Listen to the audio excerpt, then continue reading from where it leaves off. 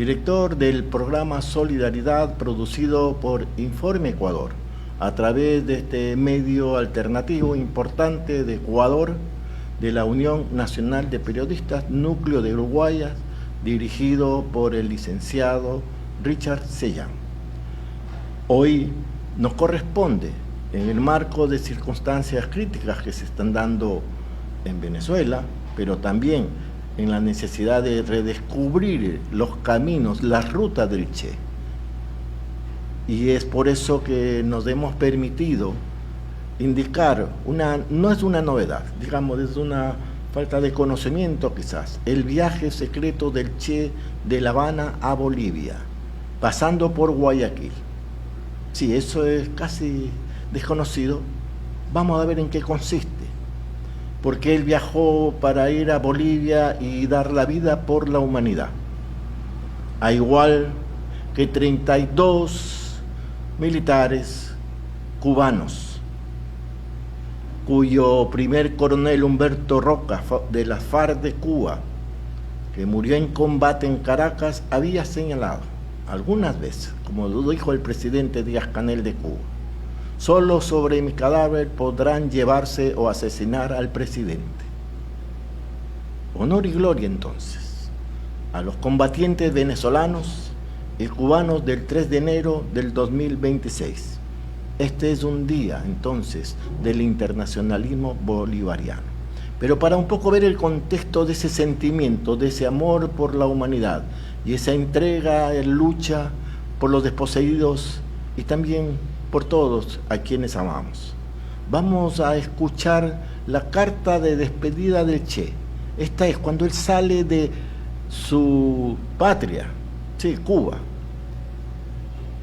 de La Habana, para hacer un trayecto, una ruta muy especial que la vamos a ver más adelante, pero que deja una carta de despedida. Es la que por sí mismo se puede comprender. Veamos entonces un video en el cual vamos a oír las palabras del comandante Fidel Castro sobre la despedida del Che. Por favor.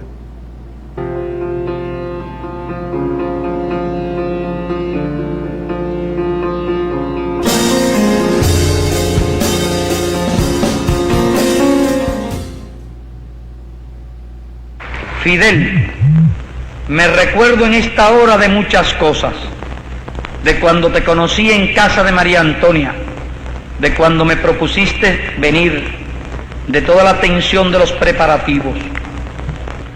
Otras tierras del mundo reclaman el concurso de mis modestos esfuerzos. Yo puedo hacer lo que te está negado por tu responsabilidad al frente de Cuba. Y llegó la hora de separarnos. Sépase que lo hago con una mezcla de alegría y dolor. Aquí dejo lo más puro de mis esperanzas de constructor y lo más querido entre mis seres queridos. En los nuevos campos de batalla llevaré la fe que me inculcaste, el espíritu revolucionario de mi pueblo, la sensación de cumplir con el más sagrado de los deberes, luchar contra el imperialismo donde quiera que esté.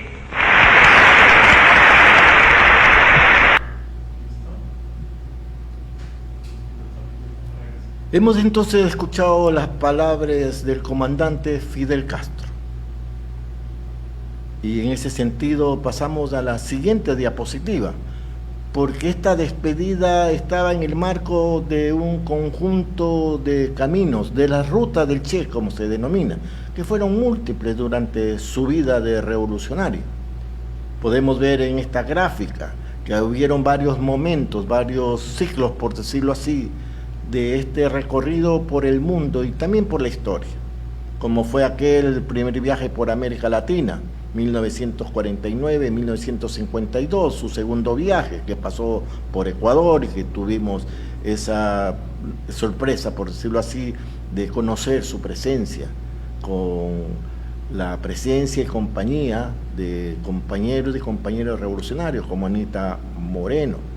Luego también estas giras diplomáticas que se hicieron por varios países del mundo, también por los países socialistas, y otros viajes diplomáticos. Y en particular nos vamos a detener mucho en aquellos viajes que se hicieron en África, porque tal pareciese que había ya una especie de planificación, de perspectiva, de objetivo de lo que esto concluiría en Bolivia.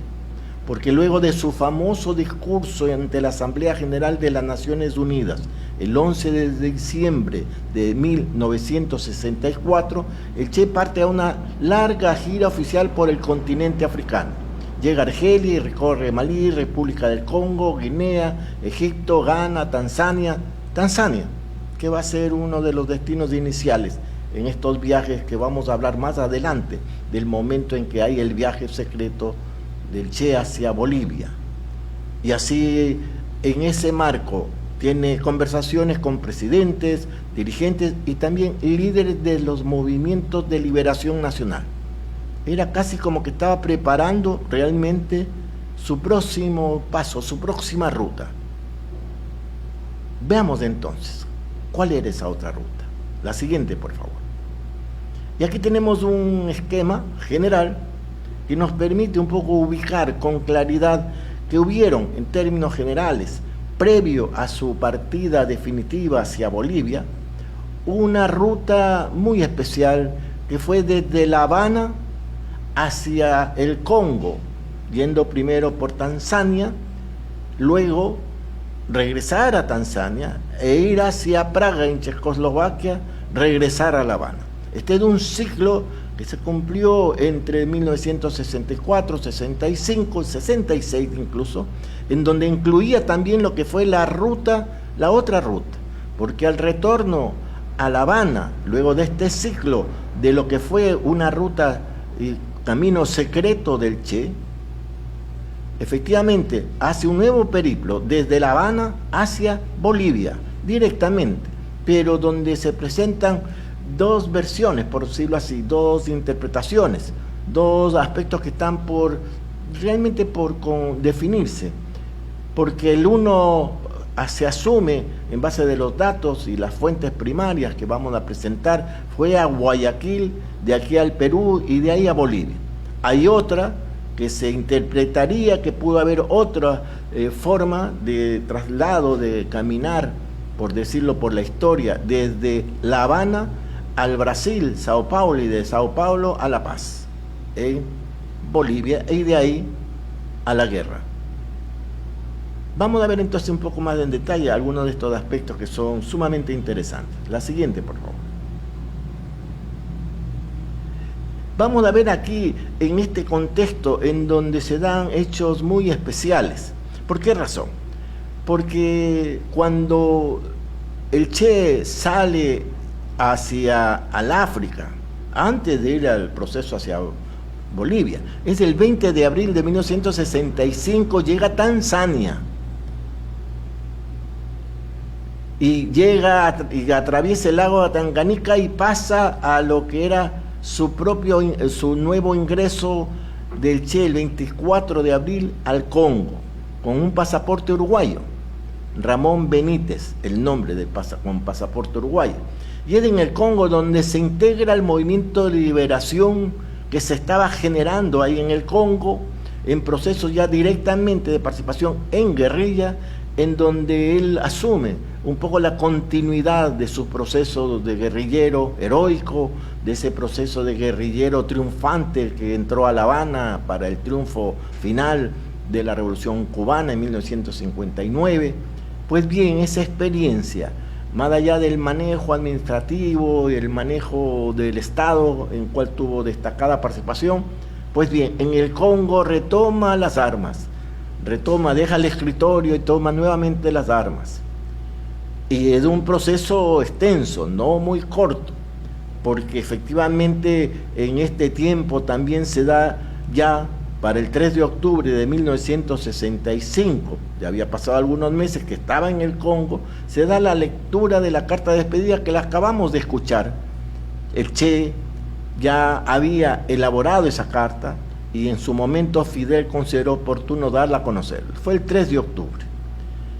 Y así en los tiempos nos permiten conocer que en el 14 de julio de 1966 el Che llega a Praga. Y quiero señalar esto porque es importante, porque esto nos da una pauta que el Che, luego de que hace ese trayecto hacia el Congo, regresa o retorna hacia Tanganyika, a través del lago Tanganyika y Tanzania, y llega a Praga en un nuevo ciclo de recorridos el 14 de julio de 1966, con el pasaporte de Rafael Álvarez Hernández. Vamos a ver cambios de nacionalidades, de nombres, fruto de estas formas de recorrido especiales que hace el Che en diferentes partes del mundo.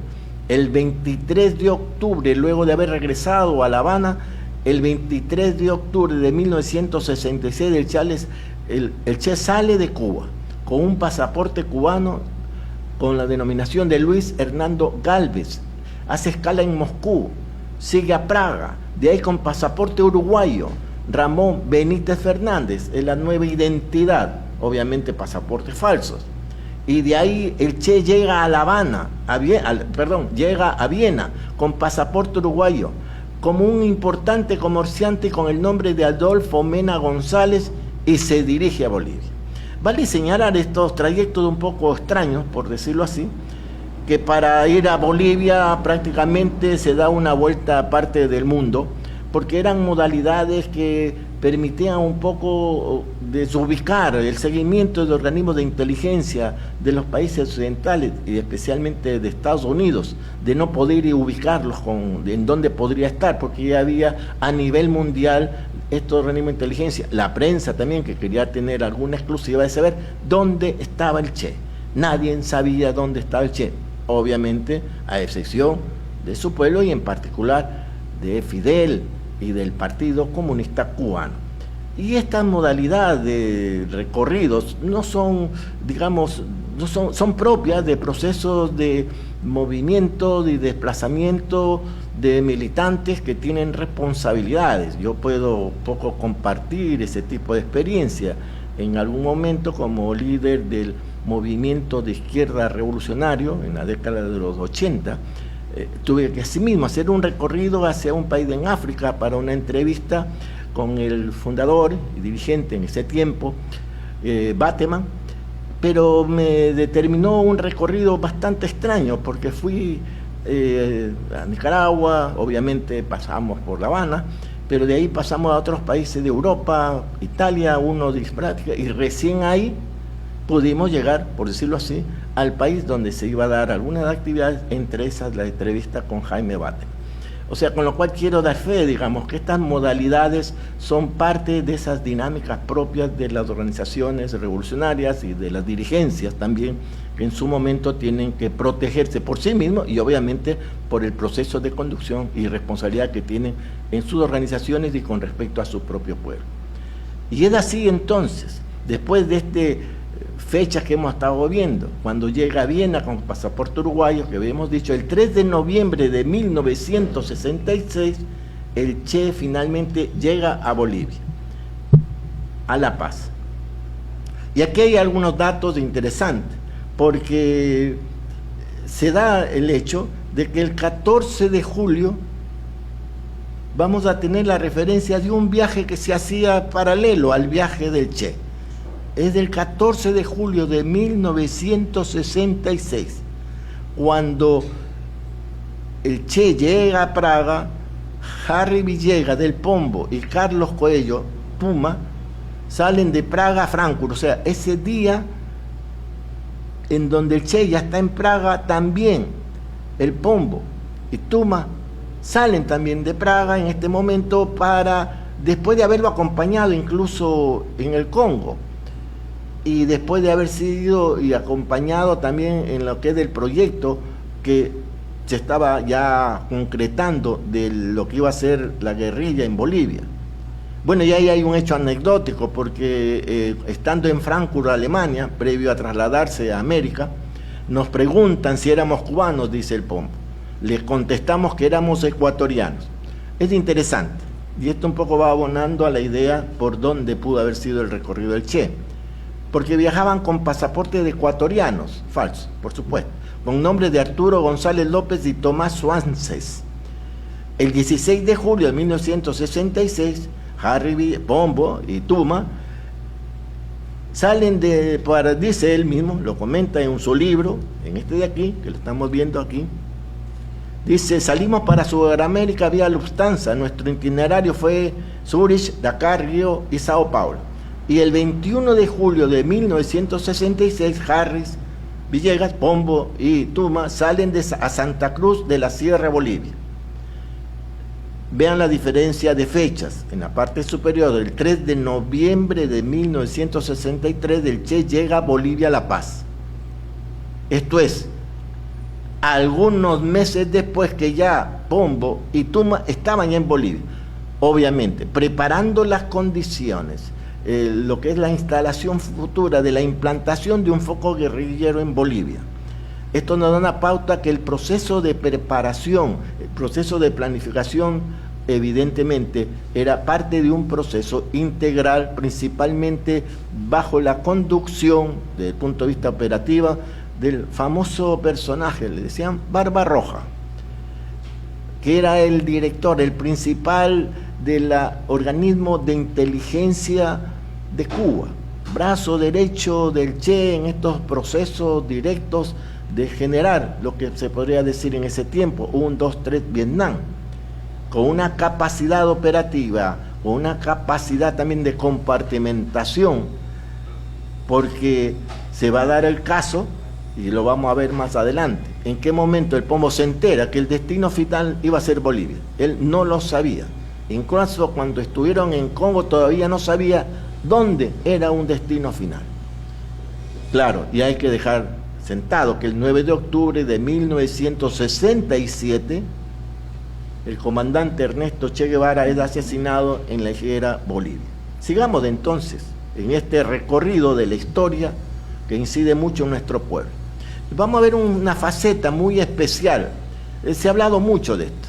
Aquí vamos a compartir algunas fotos y algunas anécdotas también de estos procesos medio especiales de cómo cambiaban, sí, por favor, cómo cambiaban las características físicas, anatómicas incluso, del Che para poder sortear todas las posibilidades de identificación en cualquier parte donde él estaba recorriendo para llegar a momentos claves del proceso de realización de su guerrilla en Bolivia.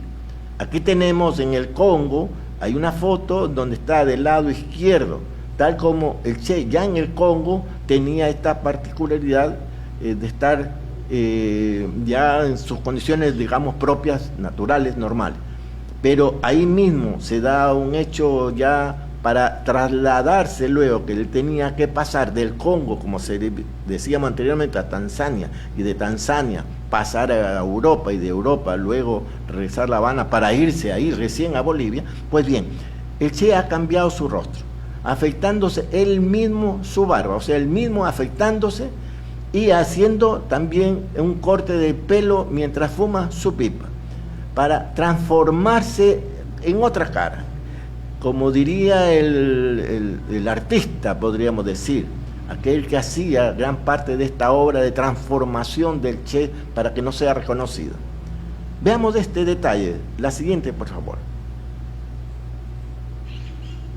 Les decía que el Pombo no sabía cuál mismo era el fin, el destino, no sabía en qué momento y en dónde. Podría haber sido el Congo, podría haber sido cualquier parte de África o de América Latina. Y el mismo Pombo, en un libro, Pombo Harry Villegas, un libro titulado Un hombre de la guerrilla del Che, él mismo dice, y le preguntan en una entrevista reproducida en el libro, ¿en qué momento el Che le habló de la nueva misión internacionalista? Le pregunta un periodista. Increíble, dice, pero fue en medio del lago Tanganyika. Tanganyika es un lago que está entre el Congo y Tanzania, es parte realmente del Congo, pero permite pasar las fronteras hacia Tanzania. Y dice, ¿cómo ocurrió?, le pregunta el periodista. Estábamos cruzando el lago en condiciones muy peligrosas. Por un lado asediados por lanchas rápidas tipo Petit francesas y por el otro lado del mar muy encrespado.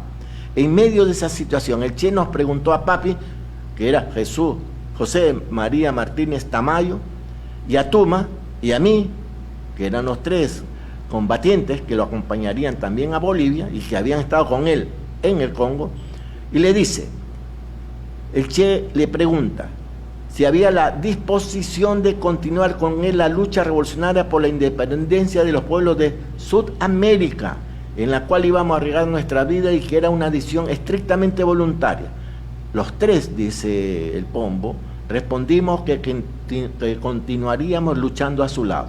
Ahí vemos en el mapa donde está el Congo, la zona específica donde estuvieron los combates guerrilleros, el Che Guevara y el destacamento y las brigadas propias de los cubanos, y también en la parte inferior un poco más del detalle donde un poco identificamos los lagos de Tanzarica, que está del lado derecho inferior. Entonces vamos viendo que este manejo de la compartimentación de la información es una de las razones por las cuales la CIA y otros organismos de inteligencia nunca pudieron dar exactamente dónde estaba el Che. Y se decían múltiples cosas, incluso se levantaban de que lo habían matado, que había traicionado, que había una pelea con Fidel, cosas absurdas. Pero lo que se estaba haciendo es un proceso integral, no solo desde la compartimentación, sino de la valentía y esa disposición a jugárselas, como se dice. Veamos la siguiente. Otra parte de este manejo del cambio, porque ahí tenemos al artista. El sobrenombre era Ficín. Su nombre real era el dentista Ficín, maquillador de revolucionarios, ese es el nombre que le pusieron a Ficín. Ahí en la foto, que la vemos en la parte inferior izquierda, es ya una persona muy mayor que publicó un libro que se llamaba La otra cara del combate. Esto es, la cara que los revolucionarios tenían que cambiar para poder movilizarse y trasladar por diferentes partes del mundo hacia la zona de centros de actividad revolucionaria y directa. Efectivamente, en Checoslovaquia, Praga, cuando el Che pasa de Congo a Tanzania y de Tanzania pasa a Europa, llegan a Praga. Y entre marzo y mayo de 1966 el Che les pasó a un pequeño departamento, vivió en un pequeño departamento. Y con absoluta seguridad, y ahí tenemos la otra imagen del Che. Un Che casi europeo, podríamos decir, con sombrero propio, los lentes que siempre le servían mucho para poder ocultar más su rostro, y ese bigote ralo, obviamente no el que normalmente él tenía cuando estaba ya ejerciendo incluso su actividad guerrillera.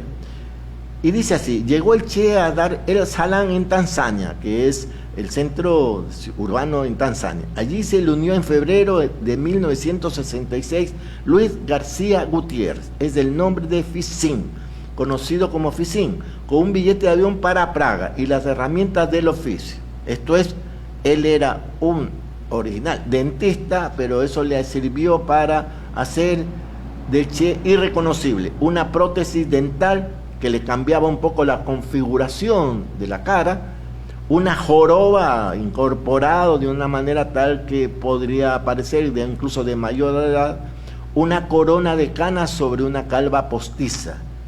Claro, o sea, le rasuraban prácticamente todo. Se dice que no es que la rasuraban, sino que le arrancaban pelo por pelo, y era doloroso, pero así quedaba mucho más asegurado el carácter del calvo.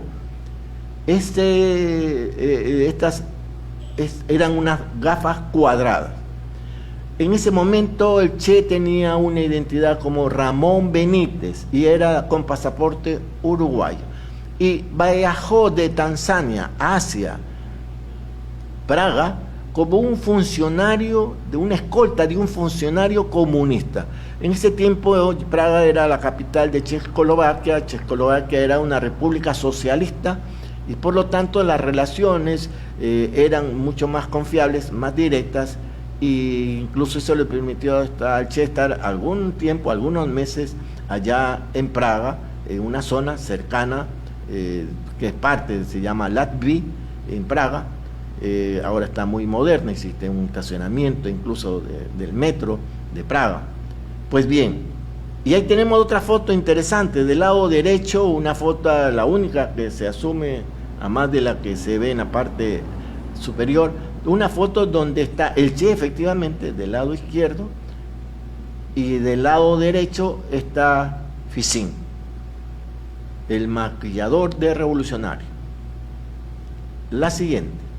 Sigamos viendo estas transformaciones que tiene el Che. Cuando regresa a La Habana, el Che, para hacer el nuevo periplo hacia Bolivia, todo esto secreto. O sea, nadie sabía dónde estaba el Che. Todo esto fue parte de un proceso de preparación altamente secreto y compartimentado. Y aquí tenemos un hecho sumamente interesante, porque ahí tenemos una foto en la parte superior izquierda, en donde está Fidel Castro observando el pasaporte que usaría el Che con el nombre de Ramón Benítez, y los nombres siguen cambiándose. Y ahí tenemos transformado por este maquillador de revolucionarios, Fisin, ahí tenemos de perfil la cara del Che, irreconocible, calvo, con lentes gruesos, sin barba por supuesto, cambiado un poco la fisonomía propia de su mandíbula por la incorporación de prótesis dentales, y es una transformación completa, incluso un sombrero de hombre de negocios, terno de caballero y corbata de camisa impecable, porque iba a aparecer en este caso ya como un hombre de negocio. Y tenemos del pasaporte, y cómo se lo ve cuando ya llegó a Bolivia, que seguía obviamente cuando recién llega, seguía con esa faceta. Pues bien, ahí está el Che, en las montañas de Bolivia, y lo que ustedes ven a ese personaje que está calvo, con lentes, bueno, ese era el Che. Y hay una anécdota de uno de los revolucionarios, que era el protector del Che en uno de sus viajes de estos en Praga principalmente, que no lo reconoció cuando lo vio. No sabía quién era, estaba a un lado de un cuarto, supuestamente esperando alguna cosa como parte de una actividad, y como era compartimentado, no preguntaban, sencillamente otra persona, un militante que estaba también en el mismo cuarto, pero no sabía que era el Che, hasta que en algún momento el propio Che, entre risa y también un poco preocupado, empezó a hablarle, como siempre, y el compañero, por el hablar, dice: oh, tú eres del Che. Claro, son anécdotas a veces sumamente lindas, pero también parte de esta dinámica dura, difícil, de un revolucionario. La siguiente. Pues bien, y aquí entramos al otro elemento que es sumamente interesante tener presente, porque hay otra referencia, digamos que no es muy firme desde el punto de vista del testimonio. Hace poco hicimos una marcha en solidaridad con Venezuela, con los compañeros caídos venezolanos y también cubanos, como ya lo dijimos al inicio. Y César Zacoto, en su juventud, actualmente una persona de mucha edad, pero activo, increíble, siempre ha sido un gran militante de la izquierda del Ecuador. En esa época, joven todavía, estamos hablando de la década de los 60, César Zacoto, dirigente de la Federación de Estudiantes Universitarios del Ecuador, FEUE, y me contó a mí, que había un testimonio sobre el Che, con respecto a que pudo haber estado en Guayaquil. Y hace referencia a un amigo de él, a un militante también en ese momento, Enrique Verduga Vallejo. Y dice así: se me acercó, es un poco lo que él dijo textualmente, César Zacoto, hace poco, fue hace una semana. Se me acercó estando en el centro de Guayaquil el compañero Enrique Verduga y me comentó emocionado que había visto al Che. No podemos dar fe en sí mismo, digamos, han pasado muchos años. César obviamente no tiene todo el recuerdo completo, algunas cosas se ha olvidado, pero de lo que él nos pudo compartir, incluso estaba la frase. Y esto va tomando cuerpo porque uno se pregunta, ¿Cómo pudo haber sido el recorrido del Che para ir a Bolivia? Porque hay una particularidad de que quienes se adelantan, como decíamos, hacia Bolivia, hablamos del Pombo en particular, se adelantaron algunos meses antes al viaje del Che a Bolivia.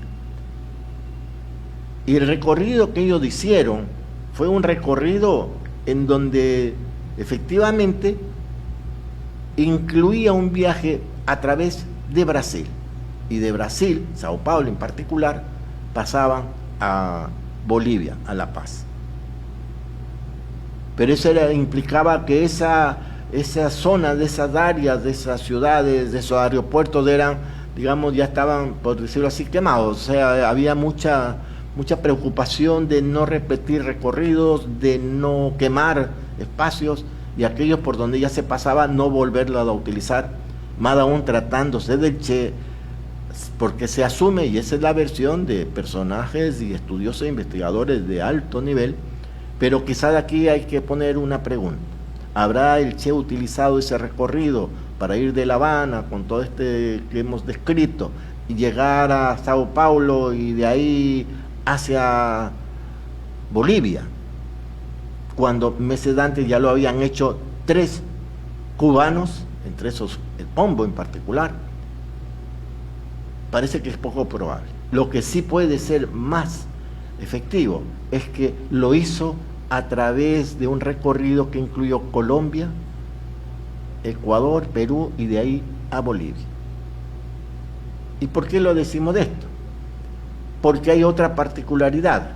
Un personaje de ese nivel de responsabilidad, de seguimiento y de investigación de todo el mundo, en caso de que en alguno de los sitios donde él pasase hubiese algún intento de cogerlo preso o matarlo o descubrir su presencia, el Che, estando clandestino, recorriendo para ir al destino final en Bolivia, tenía que saber dónde estar, con quién estar, cómo caminar, cuáles eran los sitios. O sea, un poco conocer el terreno donde él iba a estar en forma muy secreta y compartimentada.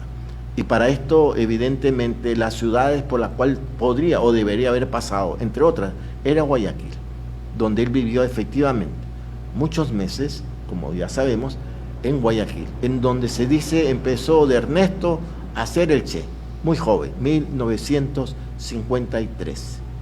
Pelado, como se dice, recorriendo el mundo, recorriendo nuestra América, convirtiéndose paulatinamente en el Che, el guerrillero, cuando de Guayaquil partió hacia Guatemala, de ahí a México, y de ahí con los barbudos, los cubanos, los revolucionarios, hacia la liberación de Cuba. Pues bien, avancemos de este antecedente, porque hay un referente importante. El referente está asociado a que las personas que lo habrían recibido, lo hubieran acompañado, lo hubieran un poco incluso protegido para ese recorrido, aunque un país y una militancia hermana y solidaria igual, pero había que tener personas que le den un soporte técnico, operativo, de acompañamiento, incluso de seguridad. Y por eso hago referencia a un personaje que eran miembros de URGE, la Unión Revolucionaria de Juventudes Ecuatorianas, que llegó a tener un gran auge de movilización social, impactó mucho en el país, y con algunas particularidades, porque Sergio Román Armendáriz militó en la célula barrial de URGE, recuerda a militantes muy cercanos a su afecto, y voy a nombrar algunos: Víctor Andrade Benalcázar, el Negro, Vicente Muñoz de Elizalde, Eloy Morán Murillo, Cocoroco. Entre los dirigentes nacionales recuerdo a Alfredo Vera Rata, Jaime Galarza Zavala, un gran amigo nuestro que ya no está con nosotros, de Edison Carrera Casar, y los Jorge Rivadeneira Arellano, todos de URGE. Y entre esos evidentemente se destacaba Jaime Galarza Zavala, que el 5 de abril de 2012, todavía en vida, los dos en ese momento, Jaime Galarza, entonces vicepresidente de la Casa de la Cultura, y con el Sergio Román Armendáriz durante una entrevista que concedieron a Rodolfo Muñoz. esto fue cuando pudieron reencontrarse, porque Jaime Galarza, que había intentado 2 veces hacer un foco guerrillero, también fue parte de un comando que lo liberó a Sergio Román Armendáriz en 1963, lo liberó, perdón, 1963, ¿sí? Y logró, porque estuvo retenido por la fuerza militar. Pues bien, le hago esta referencia porque vamos a hacer énfasis en lo que es el tema de la presencia de Urge, porque el Chese en Guayaquil, la siguiente por favor, en Guayaquil, de acuerdo a la referencia de Jorge Estrella, un historiador, una persona con claras posiciones de izquierda, escribió a través de su Facebook y su portal, por el cual él hace escritos y también recorre parte de la historia de nuestras ciudades. Esto fue el año de 2022, escribió lo siguiente: que la paz en noviembre de 1966 en nuestro país en principio se originarían algunas dificultades, especialmente por la negativa de la dirección del PC en garantizar la logística necesaria para que el comandante atravesara el país con destino al Perú, en donde lo esperaba un comando de camaradas peruanos que garantizarían su arribo a Bolivia. ¿A qué nos referimos? A un personaje muy especial. Lo tenemos una foto en la parte izquierda, Jorge Reynolds Mateus. Porque los agentes cubanos, ese es lo que él comenta, Jorge Estrella, los agentes cubanos ante esta realidad deciden establecer contacto con uno de los históricos dirigentes del Partido Socialista Revolucionario del Ecuador. Este era Jorge Reynolds Mateus, que asumiría el encargo y conformaría junto a varios cuadros políticos militares del comando que junto a 2 guerrilleros cubanos, que estaban con el Che, combatientes de Sierra Maestra, lograron exitosamente pasar desde la frontera con Colombia hacia el Perú a nuestro guerrillero heroico. El Che cruzó Ecuador disfrazado de sacerdote, disfraz que le permitió cruzar el país sin levantar sospecha alguna.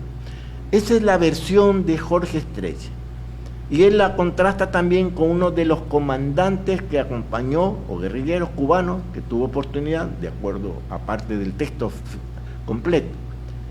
Y esta información tenemos que reconocer porque fue Ángel Chávez, militante socialista revolucionario, quien le dio toda esta información a Jorge Estrella. Y esta información a su vez ahora la pudimos conseguir gracias al apoyo y la investigación bibliográfica que realizó la compañera L, que es una compañera que aporta muchísimo en estas dinámicas de compromisos y también de compartir la vida en sí mismo por estos procesos de dignidad y de humanismo. Vamos entonces también a hacer algunas referencias. ¿Por qué razón escogieron a este equipo del Partido Socialista Revolucionario? Todos miembros de este movimiento llamado Urge de aquella época. ¿Por qué no lo hicieron con el Partido Comunista? Y ya algo hemos referido. Y vale precisar, porque esto se enmarca en un proceso mucho más, digamos así, complejo. Y para tener una referencia, ¿por qué no con el PC y sí con estos miembros de URGE o del Partido Socialista Revolucionario Ecuatoriano y otros militantes, como el caso de Jaime Galarza, con Vencer o Morir y otras organizaciones revolucionarias? Dice así, en el libro de Eloy Morán Murillo, Cocoroco: en Guayaquil se realizó la tercera convención de la URGE durante la primera semana de enero de 1963. Así, aquí se dio el comienzo del fin. O sea, se refiere que se debilitó URGE, que había sido un organismo nacional potentísimo, donde estaban todas las izquierdas, y que los delegados comunistas eran los más numerosos, según la versión que hace Cocoroco, sobre todo en la provincia de Pichincha, y quienes estaban dirigidos por 2 representantes de la delegación de la provincia del Guayas, René Mollé Mosquera y Antonio Gagliardo Valareso, que hace poco, según la versión del libro que hace Cocoroco, había regresado de la Unión de Repúblicas Socialistas. ¿Qué sucedió en eso? Y tiene mucho que ver con esta presencia de Reynolds y de otros revolucionarios que se encargan del recorrido del Che por Ecuador. Porque en esa misma convención se dio la separación de 3 militantes muy conocidos: Alfredo Vera Rata, Cachito, muy amigo de los revolucionarios cubanos, y también de Jaime Galarza Zavala y Edison Carrera Casara, entre otros. O sea, hubo un cambio drástico de la conducción, porque ellos eran los dirigentes, los presidentes principales de URGE. Se da porque ya había de por medio un conflicto que un poco trazó los procesos mundiales de la izquierda sobre las formas de lucha y los objetivos revolucionarios. Evidentemente, ahí ya se estaba definiendo claramente quién dirigía los procesos de organizaciones políticas en sus naciones, en sus propios países, vinculado a si estaban en una línea muy relacionada con la política de la Unión Soviética o del Partido Comunista de la Unión Soviética, y quienes estaban realmente por una línea que no era de coexistencia pacífica, sino que era crear un 2-3 Vietnam. Esto es, la línea que derivaba de las propuestas que venían de Che, de Mao Zedong y muchos dirigentes revolucionarios que determinaron un poco la línea de creación de movimiento de liberación nacional, que se expresó claramente en la Trincontinental, donde fue una conferencia mundial en La Habana, en donde estuvieron la mayoría de los dirigentes, algunos ya dirigentes, secretarios, o sea, primeros responsables, y también aquellos que iban a convertirse en dirigentes de organismos de guerrilleros, principalmente en América Latina. Y esto nos da una pauta o un criterio sobre que esta diferencia derivó en que la presencia de Che, en caso que esta interpretación que da Jorge Estrella haya sido evidente, estaba relacionado también a estas contradicciones. Sigamos con más datos. Veamos la siguiente, porque es importante tener presente. Les dejamos esta imagen presente para que tengan ustedes un poco los vínculos entre la historia del Che, del Pombo y otros más revolucionarios que han estado generando, a partir de sus experiencias y sus compromisos, ejemplos a todo el mundo, y en particular esa entrega heroica que hacen los cubanos, sus militantes, en particular los miembros de sus Fuerzas Armadas. Pero antes de cerrar esta parte, quiero un poco compartir algunas, podríamos decir, algunas referencias particulares sobre este proceso del Che, que me parece interesante poderlas compartir. Hay una parte de un libro de Adis Capul y Froilán González, expertos investigadores sobre el Che. Este libro es Cálida Presencia, y un poco describe aquí que el 23 de octubre sale de Cuba con un pasaporte cubano a nombre de Luis Hernández Gálvez, hace escala en Moscú, continúa para Praga, a donde llega con un pasaporte uruguayo y la identidad de Ramón Benítez Fernández. Desde Praga viaja en tren a Viena, donde cambia su pasaporte por el de importante comerciante uruguayo Adolfo Mena González, y se dirige a Bolivia. Es lo que habíamos comentado, este trayecto todo escabroso, por decirlo así, y esto lo da fe de estos investigadores cubanos. Claro, después de burlar a la CIA y a los servicios secretos de otros países, llega la paz del 13 de noviembre de 1966. Este es un testimonio sobre esta particularidad.